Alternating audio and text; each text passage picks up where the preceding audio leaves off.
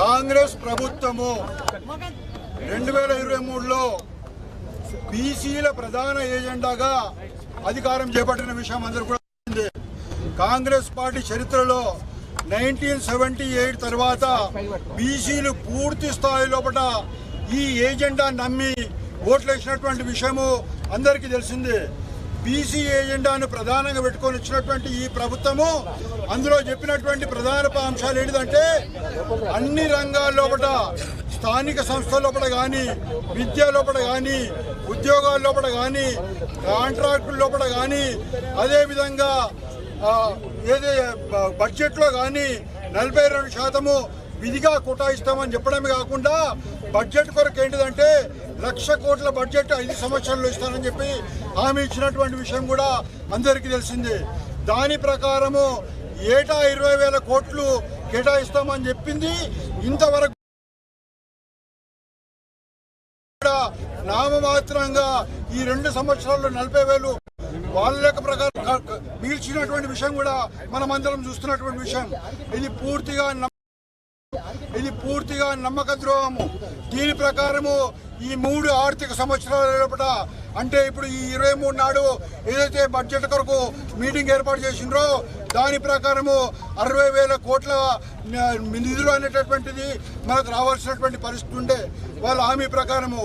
అయితే ఏంటంటే ఇంకా 55,000 కోట్లు ఈ బ్యాక్లాగ్తో సహా 55,000 కోట్లు మిగిలిపోతున్నాయి ఈ ఆర్థిక సంవత్సరం లోపల వాళ్ళు చెప్పిన హామీ ప్రకారము. కాబట్టి ఏంటిదంటే కాంగ్రెస్ పార్టీ తక్షణమే ఈ 55,000 కోట్లకు ఈ కేబినెట్ లోపల తీర్మానము కేటాయింపులు జరిపి బీసీ సప్లైలను ఏర్పాటు చేయాలి. బడ్జెట్ లోపల 55,000 కోట్లు కేటాయించాలి. దీనికి వాళ్ళు ఇచ్చిన ప్రోగ్రామ్స్ ఉన్నాయి, కొత్త ప్రోగ్రామ్స్ ఏం లేవు. వాళ్ళు ఏంటిదంటే ఫీజు రియంబర్స్మెంట్లో కూడా బకాయిలు ఉన్నాయి. అదేవిధంగా విదేశీ విద్యలో కూడా అందరికి ఇస్తామన్నారు, దాంట్లో బకాయిలు ఉన్నాయి. రాజీవ్ యువ వికాస్ పేరున దాదాపు లక్షలాది మందితోటి అప్లై చేయించుకొని 1,00,000 రూపాయల చొప్పున నిధులు ఇస్తామని చెప్పేసి ప్రకటించింది. ఇంతవరకు కూడా ప్రకటించలేదు. అదేవిధంగా బీసీ ఆర్థిక సంస్థ కానీ, బీసీ సహకార సంస్థ కానీ 1,00,000 రూపాయల చొప్పున నిధులు ఇస్తామని చెప్పేసి ప్రకటించింది. ఇంతవరకు కూడా ప్రకటించలేదు. అదేవిధంగా బీసీ ఆర్థిక సంస్థ కానీ, బీసీ సహకార సంస్థ కానీ ఎన్నో కుల సంఘాలను ఏర్పాటు చేసింది. వాళ్ళకు ₹1 కూడా బడ్జెట్ కేటాయించలేదు. దాని ప్రకారం కేటాయింపులే కాకుండా వాళ్ళు చెప్పినటువంటి విధంగా ఔత్సాహిక పారిశ్రామికవేత్తలకు 25% సబ్సిడీ ఇస్తూ 70% రుణ సదుపాయం ఇస్తామన్నది ఈ రోజు వరకు కూడా దానికి ఇంతవరకు కూడా మోక్షం రాలేదు. అదేవిధంగా అన్ని కాంట్రాక్టుల్లో కూడా 42% ఇస్తామన్నారు. దాని ప్రకారం ఏంటిదంటే వాళ్ళకు కాంట్రాక్ట్లు ఇవ్వడమే కాకుండా మొబిలైజేషన్ అడ్వాన్స్ 25% ఇవ్వాల్సింది ఉండే, అది కూడా సాకారం కాలేదు.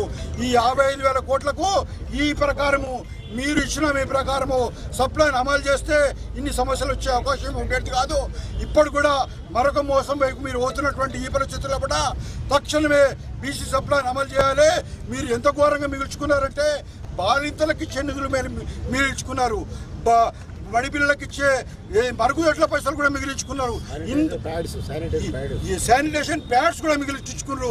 అంటే ఇంత ఘోరంగా మీరు బీసీలను చూస్తున్నటువంటి ఈ పరిస్థితుల్లో కూడా మీరు తక్షణమే ఈ బడ్జెట్లో కూడా కేటాయించకపోతే ఈ మంత్రివర్గము, ఈ ప్రభుత్వము మీద తిరుగుబాటే కాకుండా ఈ ప్రభుత్వం డిస్మిస్ చేయాలని చెప్పేసి మేమందరం కూడా డిమాండ్ చేసినటువంటి పరిస్థితి వస్తుంది. కాబట్టి తక్షణమే మీరు బడ్జెట్ కేటాయించాలని చెప్పేసి డిమాండ్ చేస్తూ ఇప్పుడు శ్రీనివాస్ గౌడ్ గారిని ప్రసంగించాల్సి కోరుతున్నాం.